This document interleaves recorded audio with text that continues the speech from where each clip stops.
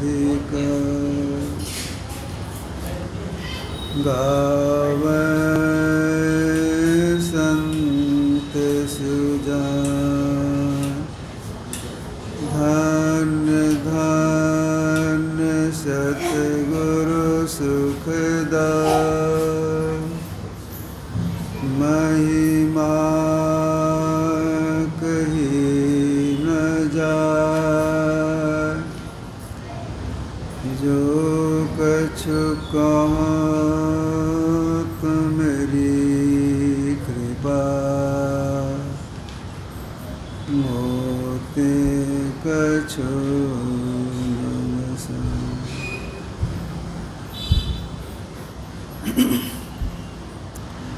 सम्माननीय साधु समाज, धर्म प्रेमी सज्जनों, माताओं एवं बहनों, प्राय सभी लोग जानते हैं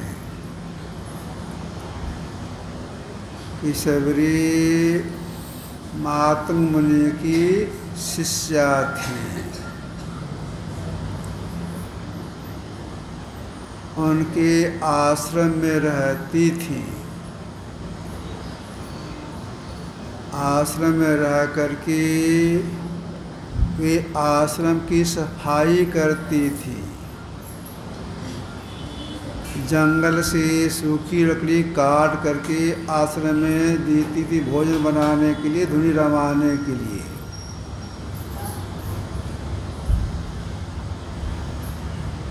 बाकी समय में वे बैठ करके अंत साधना करती थी।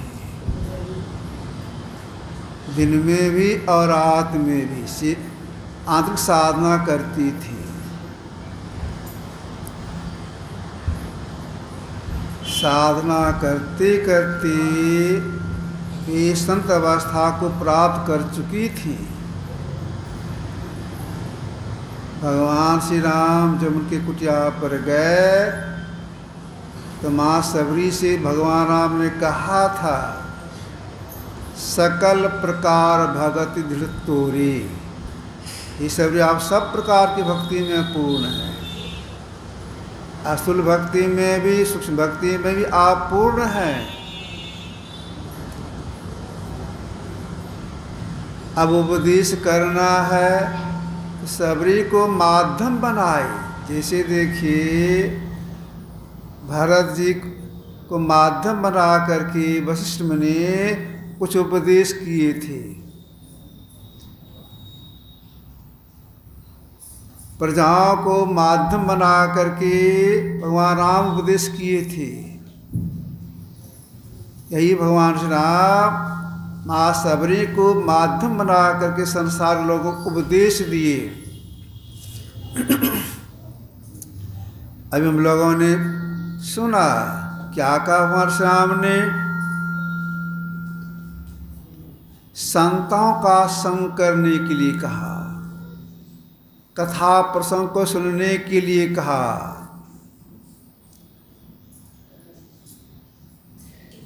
गुरु की सेवा करने के लिए कहा। ईश्वर का क्या स्वरूप है, अवतारी महापुरुषों क्या लीला है, इसका बखान करने के लिए कहा। इसके बाद एक नाम का जप करने के लिए कहा। ऐसे में मानसान में गुस्सा हुआ है तो एक भक्ति से लेकर के 5 भक्ति तक स्थूल भक्ति है। मंत्र जाप मम दृढ़ विश्वासा पंचम जो भेद प्रकाशा, यहाँ तक स्थूल भक्ति है।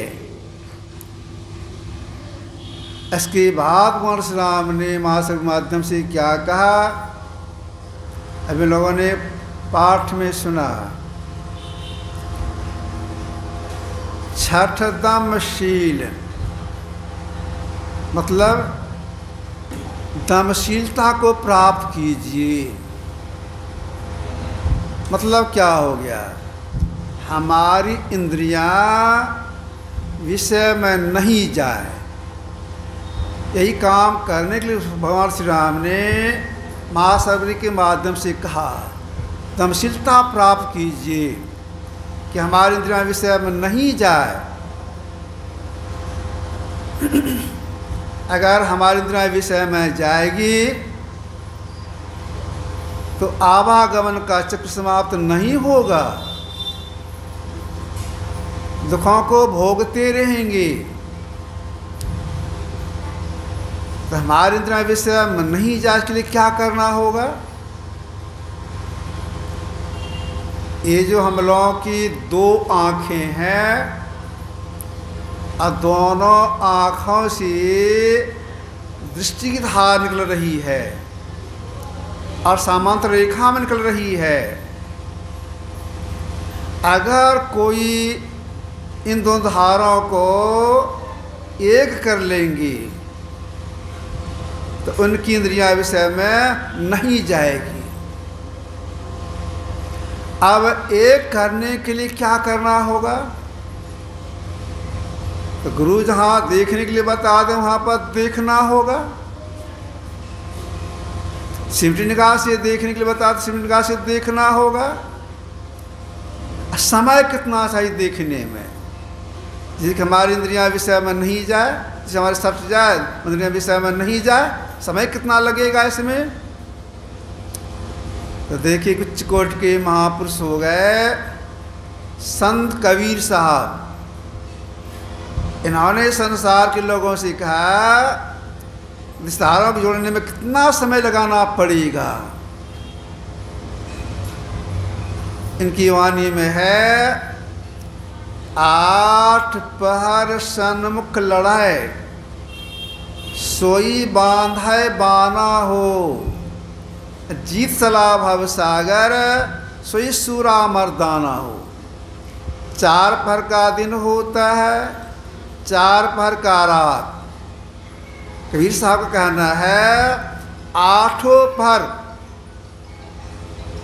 सामने देखिए, 8 पर सन्मुख लड़ाए, सामने देखिए। कहाँ देखिए? जहाँ गुरु ने सना बता दिया देखने के लिए, ठीक वहीं देखिए। तो देखते देखते इसी तरह अपने आप टकराएगी और एक हो जाएगी, हमारे विषय में नहीं जाएगी। अब देखिए हम लोग जिस तरह समान रेखा में चलती है, अंधकार देखने का प्रयास करती हैं, कितनी दूरी पर दृष्टि धार टकराएगी, नहीं एक होगी। इसका माप है।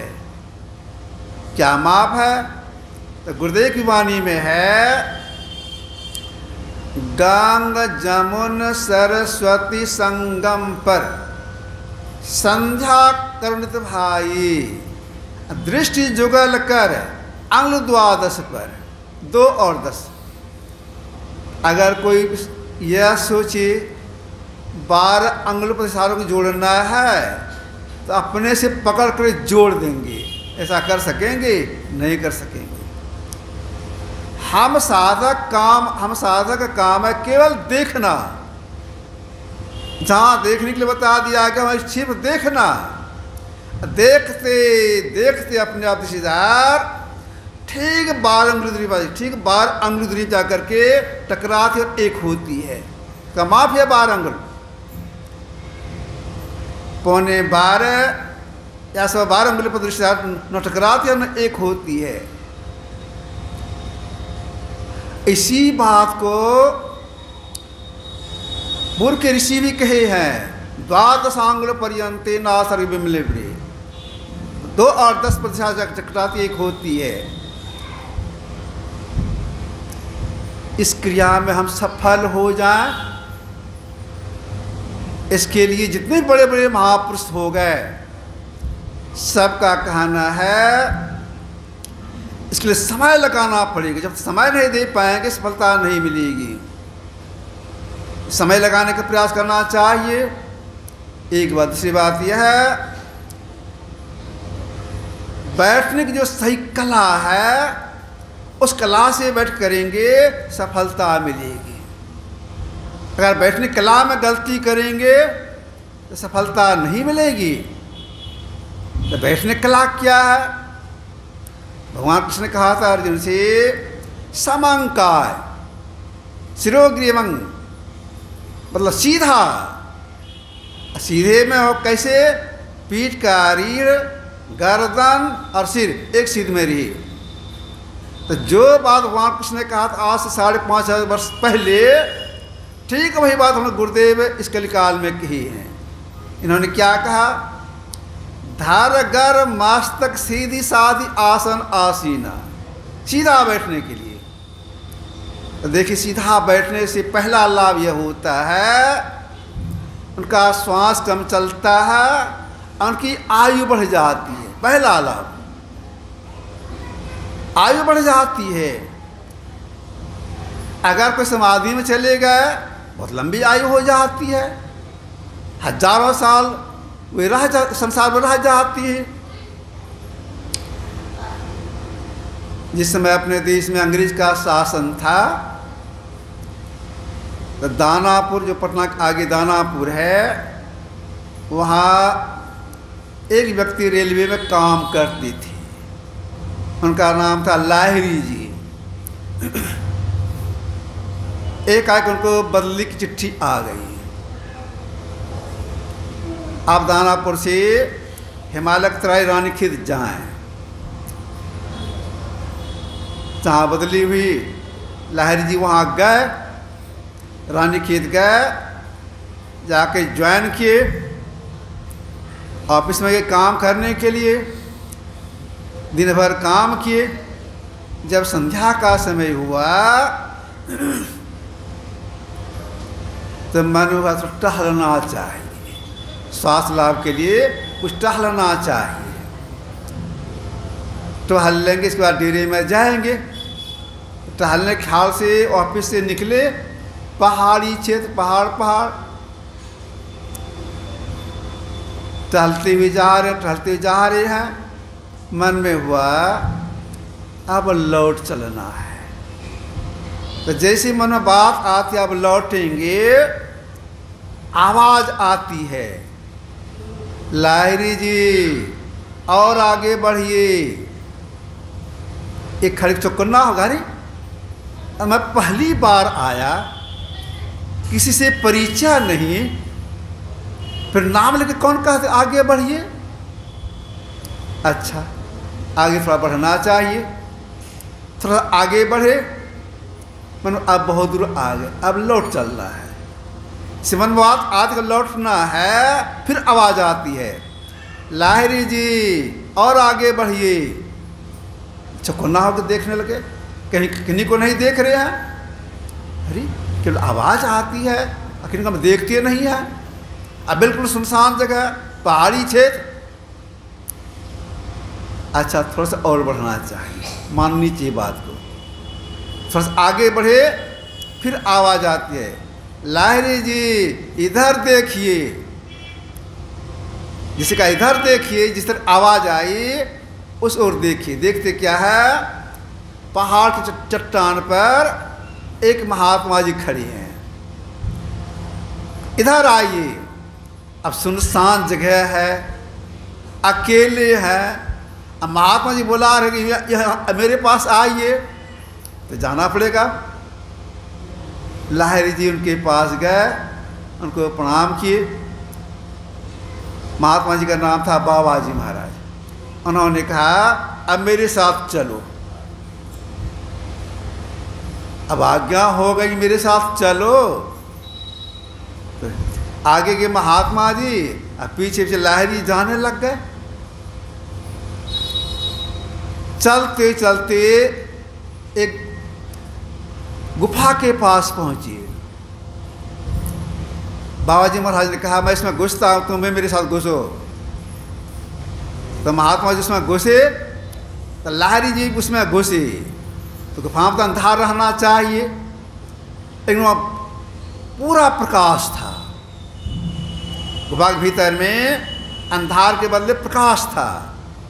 तो देखते क्या है, लाहिरी जी 4-5 महात्मा समाधि में हैं और एक आसन खाली है। आसन के बगल में लकड़ी का बना आसा हुआ रखा हुआ है, कमंडल रखा हुआ है, चूटा रखा हुआ है। बाबा जी महाराज पूछते हैं, लाहिरी ये आसनी किसकी है? यह कमंडल किसका है? यह आसा किसका है? यह चूटा किसका है? लाहिरी जी ने कहा, महाराज जी हम तो यहाँ पहली बार आए हैं, किसका है हम कहाँ कैसे कहेंगे किसका यह है? कहा, लाहिरी यह आसनी तुम्हारी है, कमंडल चूटा सब तुम्हारा है। तुम यहाँ बैठ के ध्यान करता था, जब तुम्हारा शरीर छूट गया तो हमारे शिष्य लोग तुम देह का दाह संस्कार कर दिए। तुम्हारा जन्म बंगाल के फलाने गांव में, उन गांव का नाम बता दिए, उस गांव में हुआ है। तुम इतने भाई हो, तुम दानापुर में काम करते हो रेलवे में, मेरी प्रेरणा तुम्हारी बदली हुई है, मेरी प्रेरणा तुम्हारा टहलने के लिए, और मैं तुमको यहाँ लाया, यह तुम्हारी है। रोने लग गए। कहा, रो मत, यहीं पर हो। उनसे दीक्षा लिए, बाबा जी महाराज से दीक्षा लिए। 7-8 दिन वहाँ पर रहे, उसी आसन में बैठ के ध्यान किए। 7-8 दिन के बाद बाबा जी महाराज ने कहा, जो हमसे तुम ज्ञान धन की बात सुना है, समझा है, अब तुम फिर जाओ, ऑफिस जाओगे, कुछ चिट्ठी मिलेगी, चिट्ठी में यही लिखा हुआ रहेगा, लाहिरी जी आपकी बदली भूल से हो गई, अपने दानापुर आ जाए। दानापुर जा करके मेरी ज्ञान की बातों को लोगों को सुनाओ, इसका प्रचार करो। लाहिरी जी ने कहा, महाराज जी अब हमारी इच्छा नहीं जाने का, हम यहीं रहेंगे। नहीं, मेरी आज्ञा है, तुमको जाना पड़ेगा इस ज्ञान प्रचार के लिए। नहीं है, हम नहीं जाएंगे, मेरी आज्ञा मानो, तुम जाओ। सुनो, तुम जब जाओगे, जब तुम मेरा दर्शन करना चाहोगे, याद करोगे, मैं तुमको दर्शन दूंगा, तुम जाओ। तब प्रणाम करके आए वापिस, चिट्ठी मिली कि आपकी बदली भूल से हो गई। फिर दानापुर आकर के ज्वाइन किए। अपने साथियों से कहने लग गए, मेरे पिछले जीवन के गुरु अब तक संसार में हैं, कहा दर्शन कराइए। हाँ, दर्शन उन्होंने कहा दर्शन देंगे। एक बड़ा हॉल था, को साफ करवाए, के साथी लोग उसमें बैठे, लाहिरी जी उसमें बैठे, आंख बंद के प्रार्थना किए, गुरुदेव मेरे साथ लोग बैठे हुए हैं, दर्शन दीजिए सबको। बाबा जी महाराज वहाँ के प्रकट हो गए, सबको दर्शन दिए। अब देखिए बाबा जी महाराज कब के थे, ठिकाना नहीं, और अब भी संसार में भी हैं, शरीर हैं। जो समाधि चले जाते तो आयु बहुत लंबी हो जाती है। तो मैं यह कह रहा हूँ, जो सीधे बैठते हैं, श्वास कम चलता है, उनकी आयु बढ़ जाती है। सीधे बैठने का प्रयास करना चाहिए। अब बैठ के क्या करना चाहिए? आस्थूल भक्ति में एक नाम का जप, इसके बाद एक रूप का ध्यान करके, तब जो सूक्ष्म भक्ति में धारण करने का प्रयास करेंगे, सफलता मिलेगी, तब दक्षता प्राप्त हो जाएगी। जैसे मोटे मोटे अक्षरों को लिखे बिना महीन अक्षर लिख शक्ति नहीं आती है, ठीक ऐसी मोटी उपासना में एक नाम का जप, एक रूप का ध्यान किए बिना दृश्यों की साधना में सफलता नहीं मिलेगी। तो एक नाम का जप करना चाहिए, देर तक जपना चाहिए, गुरु का ध्यान के लिए बता, उनके रूप का ध्यान करना चाहिए।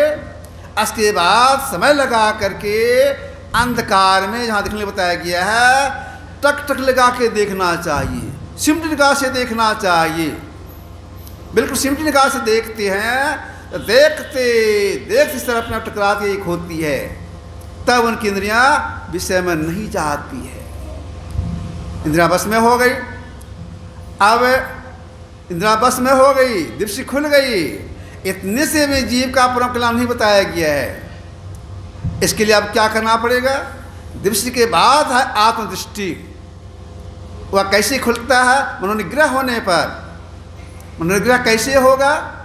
भगवान श्री राम ने कहा महाशब्द के माध्यम से, सातम सम मोहि मैं जग देखा। एक शब्द उसमें लगा दिए, मौत यदि संत करी लेखा। सारा संसार ब्रह्ममय है, एको ब्रह्म द्वितीयो नास्ति। यह कैसे होता है? जो अंत साधना में एक नाम को पकड़ने का अभ्यास करती है। नाम से मतलब सार शब्द। सार शब्द से सारी सृष्टि बनी है। सार शब्द के आधार पर संसार टिका हुआ है। गुरुदेव की वाणी में है, पढ़ेंगे महर्षि मही पदावली में, भजो सत्यनाम सत्यनाम सत्यनाम एक। सत्यनाम का आधार पर स्थिर है संसार। जाने संतन विचार जो सत्यनाम, ये सार शब्द। सत्यनाम के आधार पर स्थिर है संसार, जाने संतन विचार जो सत्यनाम। ये सत्यनाम की प्राप्ति में आप दृष्टि खुल जाती है। लेकिन ये इसमें सफलता किनको मिलेगी? भगवान राम ने कहा मौत अधिक संत करी लेखा। मतलब क्या हो गया? अवतारी महापुरुष से भी विशेष दर्जा संत का यह मन में रखो। संत का दर्जा सर्वोपरि। तो संत सबसे बड़े होते हैं। संत को कहा गया है बोलता ब्रह्म। एक ब्रह्म जो बोलते नहीं है, एक ब्रह्म बोलते हैं। इनके संग से जुटन खंड से क्या हो जाता है? और जल मुक्ति हो जाती है। पलटू साहब ने कहा है, संत बोलते ब्रह्म चरण कै पिए पखारन, बड़ा महाप्रसाद शीत संतन कर छाड़न। संत बोलने वाले ब्रह्म हैं। लोग किसी देव मंदिर में जाते हैं, कुछ चढ़ाते हैं, उसको बोलते हैं प्रसाद। केला चढ़ावे, सेब चढ़ावे, बतासा चढ़ावे, जीव चढ़ावे, जलेबी चढ़ावे, बोलते हैं प्रसाद। कहीं सत्संग हो रहा है, लोगों को खिलाना है सत्संग के बाद, तो बोलते हैं महाप्रसाद तैयार है। वह महाप्रसाद नहीं है, वह प्रसाद है, भोजन है। तो महाप्रसाद कौन सा हुआ? भट्ट साहब ने कहा बड़ा महाप्रसाद शीत संतन कर छाड़न। शीत संतन कर छाड़न मतलब संत जो खाते हैं, खाने में जो बच जाता है, थोड़ा सा जो बच गया, मान लीजिए भात दाल खा रहे हैं, पूरा तो खा लिया, लेकिन बगल में भात दाल थोड़ा छटा रह गया। कोई फल ही खाते हैं, थोड़ा बच गया, छिलके में कुछ बच गया, फेंक दिए उसको। तो वह जो थोड़ा सा बचा खाने के बाद, उसी कहा शीत संतन के छाड़न, जूठा प्रसाद, बस महाप्रसाद। अब देखिए सबरी एक जीवन में खिखरनी शरीर में थी। महात्मा लोग जंगल में रहती थी, वह समीप में आके बैठती थी। हित अनहित पशु पक्षी जाना, कोई भय नहीं। महात्मा लोग कुछ खाते थे, कुछ बच गया फेंक देते थे, कुल्ला करते थे, पानी गड्ढे में जमा हो जाता था। खिखरनी उस जूठन को खाती थी, पानी पी जाती थी। अब संत का जूठन खाए पानी पी है, तो खिखरनी का शरीर छूटा, वही जीवात्मा चला गया राजकुमारी शरीर में, राजरानी बनी, सत्संग जाने लगे पति की आज्ञा से, वरदान मांग किसी महात्मा से, जल्दी मेरा शरीर छूट जाए और मेरा जो जन्म हो नीच जाति में हो, मैं कुरूपा हो, वरदान मिल गया ये मस्त। और वही रानी वाला जीवात्मा आ गया सबर जाति में, सबरी नाम उसका पड़ा, श्रमणी, अपरंश में सबरी, श्रमणी उसका नाम था। अब देख कितना जन्म लगा उसको मुक्त होने में। अभी लोग पाठ में सुनाया, तजी जोग पावगते हर लीन भईता नहीं फिरी, सब दुष्पद लीन हो जहाँ संसार में आना नहीं होता। कितना जन्म लगा? 3 जन्म। खिखरनी शरीर में संत का दर्शन हुआ, रानी शरीर में संत का दर्शन हुआ, और सबरी शरीर में संत का दर्शन हुआ, साधना की मुक्त हो गई।